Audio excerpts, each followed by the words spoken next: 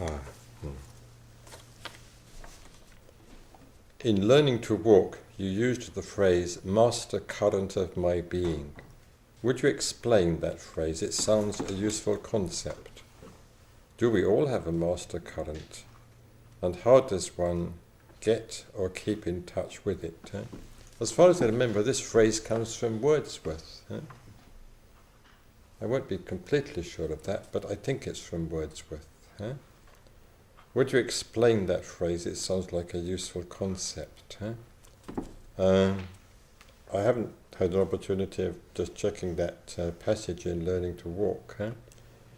But if it does come from Wordsworth, and it certainly does come from a poet, I think, that suggests that it isn't to be taken too literally, or too much as a concept. It's trying to communicate something else. I think what I had in mind was some kind of dominant impulse in one's life of which one was not necessarily fully conscious. But I think it must also be said that a master current, an impulse of this sort, is not necessarily positive. It can be negative. So if one does have such a thing as a master current of one's being, one needs to ascertain whether it is really positive or whether it is negative or whether it's of a rather mixed nature. If one has a positive master current of one's being, I think one is fortunate. But I think very often we either have a rather negative master current of our being, or we have a number of currents of our being, none of which is the master current. In other words, we're not very integrated. Though this is putting the lack of integration in dynamic rather than in static terms. But I think it is a useful exercise to ask ourselves, well, what is it that really makes me tick? What is it really? And is it positive or negative, or predominantly positive or predominantly negative? I think it's that I was getting at when I used this particular phrase, master current of my being. I suppose one could say mistress current also in the case of women, but we won't go into that now. Any comments on that? Is it something like samskaras? Is that? Would you? Yes. Sanskaras are plural, whereas the master current of my being is singular, but one could say that sanskaras collectively do add up to something which is singular. I've recently thought, this is a little by the way, that a good translation or equivalent for sanskaras in English would be propensities. And it occurred to me after reading Hume's treatise, because he uses the term propensities, and he suggests, I think, discussing the propensities, that one doesn't really know where they come from.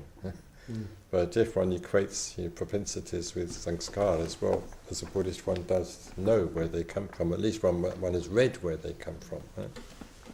So yes, I think propensities, Hume is a very good word for sanskaras. It suggests an impulsion, a direction, which is not altogether conscious. So yes, there could be a sort of quasi-equation between sanskaras on the one hand and the master current of one's being on the other. And one could say that this master current, where there is one, very often manifests relatively early in life. I was wondering if it connected in some way with a phrase that was current some years ago about one's personal myth, or a sort of driving force. I hadn't thought of that, but that is possible. Though since you mentioned this phrase, the personal myth, I think that in some FWBO circles, and I'm thinking more of England now, it has been or is being rather overdone. It sometimes means just the little fancies that one has about oneself. But I think it is really something rather more than that. So I think it isn't a phrase, my personal myth, which one should use at all lightly. Yeah. Someone says, for instance, I think I'd like to be a ballet dancer. That's my personal myth.